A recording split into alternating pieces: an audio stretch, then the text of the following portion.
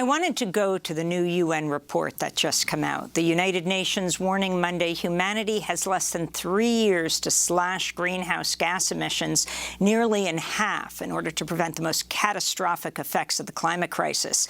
In this major new report, scientists with the UN's Intergovernmental Panel on Climate Change, the IPCC, find that without immediate and dramatic action, it'll be impossible to limit global temperature rise to 1.5 degrees Celsius above pre-industrial levels. UN Secretary-General Antonio Guterres said the report documents a litany of broken climate promises by nations. It is a file of shame, cataloguing the empty pledges that put us firmly on track towards an unlivable world. We are on a fast track to climate disaster. Major cities underwater, unprecedented heat waves, terrifying storms, widespread water shortages, the extinction of 1 million species of plants and animals. And this is not fiction or exaggeration. It is what science tells us will result from our current energy policies.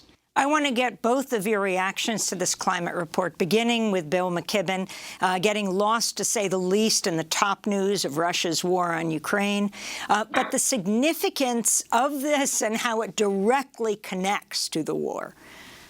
Well, yeah, I mean, first of all, it's not as if there's something brand new in what they said, but what's new is the tone. I mean, every time the IPCC issues another report, we're further down this road without having done anything.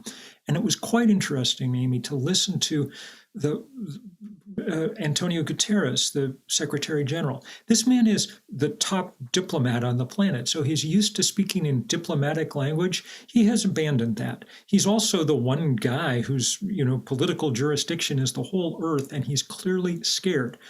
He said, among other things, I thought this was maybe the most important, and I think Svitlana will agree because of the amazing work she's been doing on banks. He said, at this point, it is economically and morally insane to continue new investment in the development of fossil fuels. And yet, last week, we also saw the release of this new report showing that the biggest U.S. banks are doing just that, which is why at Third Act, we've got this pledge to get people to, at year's end, cut up their credit cards from Citi and Chase and Wells Fargo and B of A if they haven't changed. But that report reminds us that fossil fuel is at the root of our problems. It is at the root of the despotisms we see in Russia or in Saudi Arabia, or indeed the Koch brothers' efforts to deform our own democracy. And it's also at the root of the biggest existential challenge that we've ever faced. Remember, it was late last month when we watched temperatures in the Antarctic climb to 70 degrees Fahrenheit above normal. That's a horror that connects so deeply with what's going on in the Ukraine, and they both need to scare us to the really core of our beings. And Svitlana, if you can respond, and if you can see this moment, this horror in your own country that's taking place, as a time when the world turns to renewable energy. Absolutely, yes. And I also do think that so far it's very good that governments impose the sanctions on all new investments into Russia. But I think they need to go further and look into their own countries and impose all internal bans into investments in new fossil fuel projects. And more than that, seize all investments from existing fossil fuel projects, and divestment plays a critical role from private funds, from public funds available. It plays a critical role as 10 years ago as for now. And finally, I would say that we, as a movement, consider that it's time to increase the pressure on world leaders, on CEOs, stakeholders, banks, financial institutions, and we call upon the days of actions, which will be on April 22nd and early May 8 and May 16, just to call to end the war in Ukraine, but also end the war on nature and the war on people. We call for all global climate justice, solidarity, and for peace. Please join our call to action and join our mobilization call to make a difference. Last quick question, Svitlana.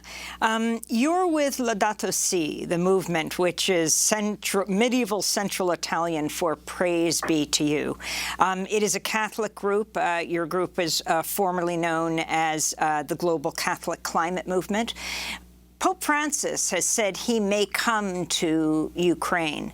That also, Laudato Si, refers to the Pope's encyclical on the climate crisis, the subtitle on care for our common home. Can you talk about the significance of his possible trip? It's very significant because we, as a Laudato Si movement, we exist to implement Laudato Si encyclical, which has an integral ecology approach, that everything is interconnected. And Laudato Si movement also recognizes the fact that the war in Ukraine has been funded by fossil fuels, and Pope Francis' leadership may create a difference in this war, and it alone may support and end war in Ukraine if there would be enough of leadership around the visit. And I believe, and we are also for fossil fuel non-proliferation treaty, which I believe the Vatican dicastery of promoting integral human development recognized in one of the important ways how we can overcome climate crisis, ecological crisis, and crisis of peace, and get finally peace and get social justice. So probably we will collaborate more around fossil fuel non-proliferation treaty, and all global leaders joining this treaty, and the countries where the Catholic movement is active for now as well. And of course, Laudato Si encyclical teaches us to take care of all creation, and now the creation is being under the major destruction. I believe the Pope will take this significant step, and we will assist him if he decides to visit the massacre Bucha and all other Kyiv suburbs that suffered the most. We are grateful for this gesture.